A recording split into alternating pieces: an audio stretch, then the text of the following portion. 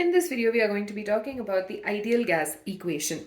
And in the previous one, we talked about what is an ideal gas and what is a real gas. So let's start with the ideal gas equation. So before we start that, we'll have to, of course, recap on the previous laws that we've learned until now. The first one being Boyle's law. So according to Boyle's law, according to this law, at a constant temperature and pressure, of a fixed amount of gas varies inversely with its volume. So at a constant temperature, the pressure of a fixed amount of gas varies inversely with its volume, which gave us the equation P is directly or rather inversely proportional to 1 by V, or we can also say V volume and pressure are basically inversely proportional to each other at constant temperature and the number of moles. That is Boyle's law. The second one is going to be Charles' law.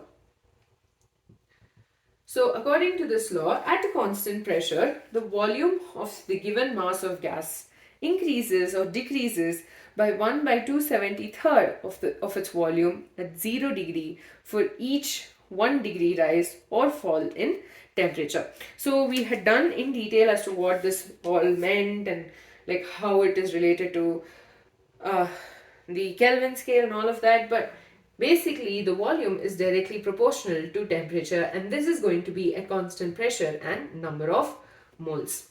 The third one is going to be the Avogadro's law. So according to this law, when there is equal volumes of all gases under the same conditions of temperature and pressure contain equal number of molecules. So we're basically taking these three, and we know that V is directly proportional to N and P and T are constant in this case. Okay, so we have these relations, right? We have the constants. So in the end, V is directly proportional to N into T by P. Okay, V is directly proportional to 1 by P. V is proportional to T. V is proportional to N. So we get V is proportional to NT by P. And we'll obviously introduce a proportionality constant, that is R N T by P. So this R is called as the proportionality constant or the universal gas constant. Okay, so from here we get the very important relation PV equals to nRT. Okay, and this is called as the ideal gas equation. Now R obviously will depend upon the units of P, V, N and T. So we can also get another relation, R equals to PV by N and T. So the units of R will depend upon the units of pressure, volume, the number of moles and temperature, and at what units they are calculated at. And at a constant temperature and pressure, N number of moles will have the same volume. So V will be equal to nRT by P, we know that. Okay, and this equation is applicable to any gas. So the gas, when this particular equation is applicable to any gas, it means it's approaching the ideal behavior. Now we are assuming that the volume, we know volume at standard temperature and pressure is 22.710981 liters per mole. Right, so the value of value of R can be calculated as R. Now N is going to be 1 mole. Okay, N is 1 mole. T is going to be the standard temperature, which is 273.15 Kelvin. Okay, P is going to be, yes, it can either be 10 to the power 5 Pascal or 1 bar. So we're taking 10 to the power 5 Pascal and we know the volume here. So basically we are going to be substituting all of this in this equation. So 10 to the power 5 pascals into volume, that is 22.71, okay, 22.71 into 10 to the power minus 3 meter cube. Okay, and this is going to be divided by 1 mole into what is the temperature? 273.15 Kelvin. Now when this equation is simplified, we get 8.314 Pascal meter cube K minus then mole inverse. Now this can also be written as 8.314 into 10 to the power minus 2 bar, basically converting it from we are converting the value of pressure from pascals to bar, meter cube, Kelvin inverse, mole inverse, or it can also be written as 8.314 joules per Kelvin per mole. We're basically converting these the values, and that's how we get 3 different units for R. And based on the units, you have, I mean, this 8.314 does not change, but based on the units, you have the presence or the absence of the 10 to the power minus 2.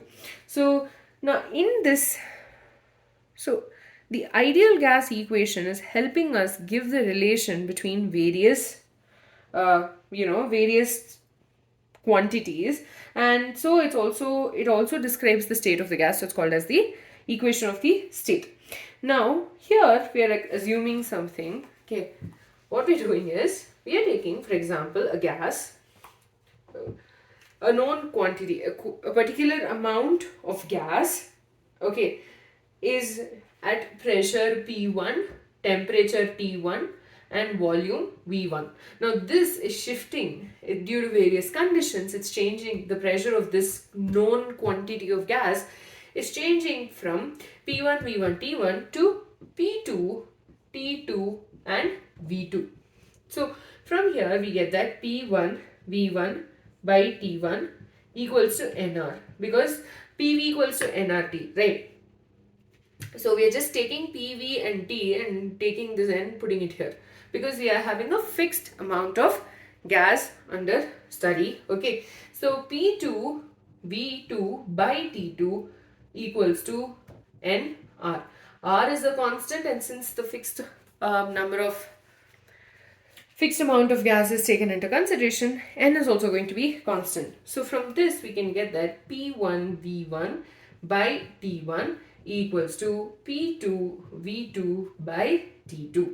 Now if we know 5 of these values, we can calculate the 6th value, and this is called as the equation is called as the combined gas law. With that, we're done with the ideal gas equation. Ideal gas equation, PV equals to nRT. That is obtained from the various laws. That is Charles law, which told us that volume is inversely proportional to the pressure. So V directly proportional to 1 by P. Charles law told us that V is directly proportional to temperature. So V directly proportional to T. And volume is directly proportional to N according to Avogadro's law. So from these we got the relation volume is directly proportional to NT by P. We introduced another constant called as the R, which is the universal gas constant, and this equation is called as the ideal gas equation, and R depends upon the unit in which these other values are getting calculated at, and from there we basically derived the value of R, which is 8.314.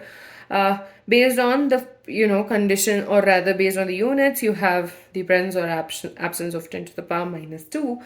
The next thing we spoke about was that if we have a quantity, a certain amount of gas at pressure P1, T1 and V1, somehow pressure P1 and temperature T1 and volume V1 got converted to pressure P2, temperature T2 and V2 due to various changes in temperature, pressure, or pressure and temperature, which in turn would affect the volume. That in turn led to these equations and this particular equation, which is called as the combined gas law. With that, we're done with the ideal gas equation. I hope you understood, and the reason this is called an ideal gas equation is because not all the gases will follow this particular behavior at all temperatures and pressures. It's only a specific set of gases called as the ideal gases, which are hypothetical actually, which follow these in all conditions of temperature and pressure. And I explained to you why we say that in the previous video itself. And yeah, so in the next video we'll be continuing with this chapter. We'll be finishing up the in-text questions, and we'll be moving on to density and molar mass of gaseous substances.